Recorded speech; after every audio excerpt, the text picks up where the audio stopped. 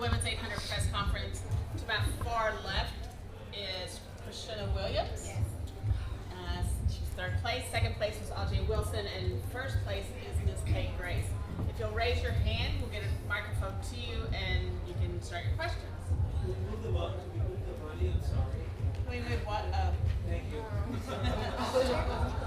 You don't like the money? What's wrong with the money?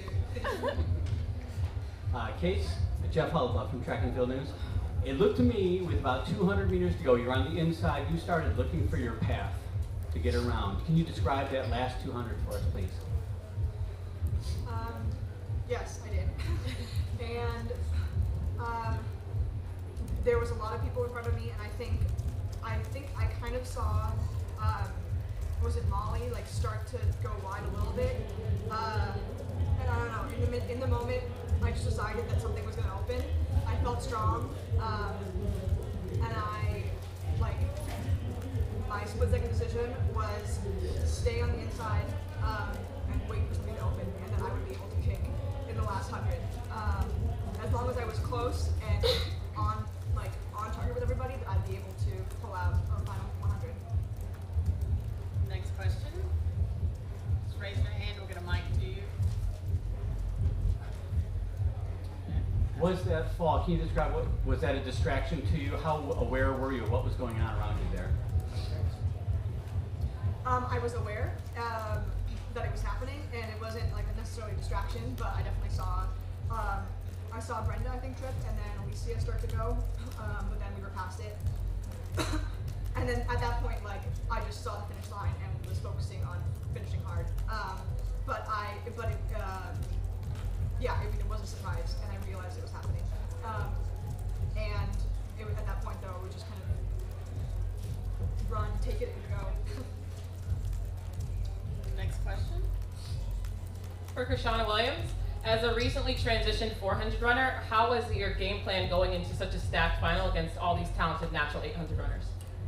Well, my strategy was to just go out there and execute each 200 meters that me and my coach discussed, and we looked at everything and see where I was. And based on that, I was just able to run my race and not let anyone dictate my race and just focus. It was just me and the track out there. I tried to put past everything else, not think about all the pressure that was put on me to get into this final, and I just raced to the finish and was able to finish top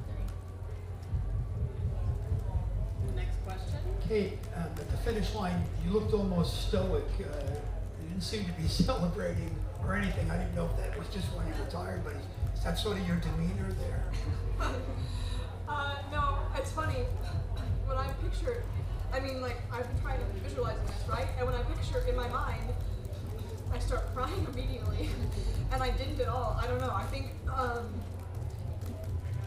and I think it just, at the moment, it was like, I kind of, that was my response to the reality of the situation, that this was actually something real. I was almost in shock. I almost didn't, start crying or anything until when I saw the Waddell people 300 meters around the track victory lap. But again,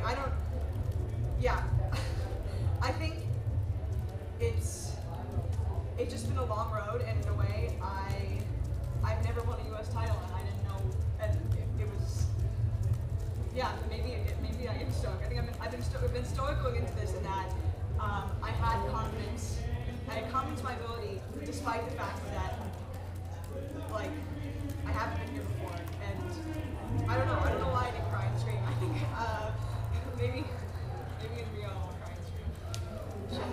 You come into a final at the Olympic trials, or any final, hoping to finish top 3, in this case, make the team. Did you ever envision 1:59.1 first place?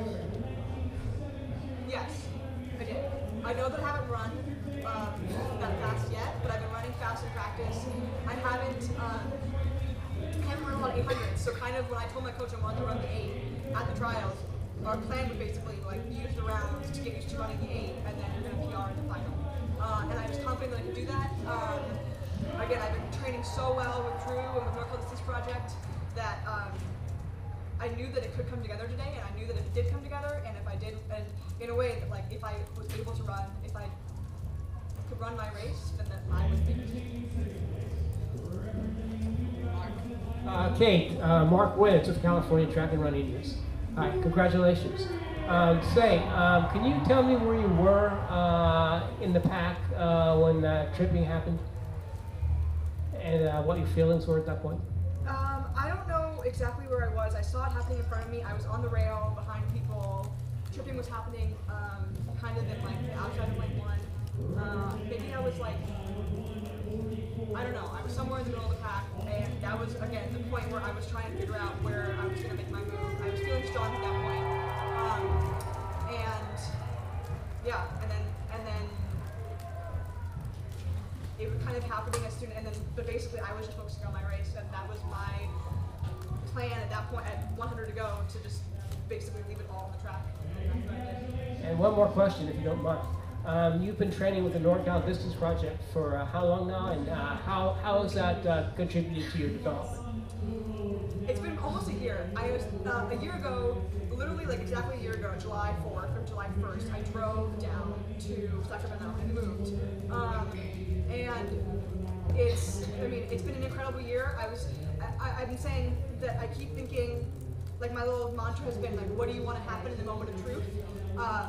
Basically the idea of like no regrets when you're in the race. And I'm realizing also that my moment of truth was last year when I was injured. Like I've already had my moment of truth. I was out. I was basically given an out, like told it's okay if you want to stop now, just go toward grad school, whatever. And my reaction in April or March, whenever that happened, was basically like, no, I believe in myself. I rallied, I moved, I kind of got my ish together, and like I feel like the whole year has been this momentum growing. It's been incredible. Drew Bornberg's an amazing coach.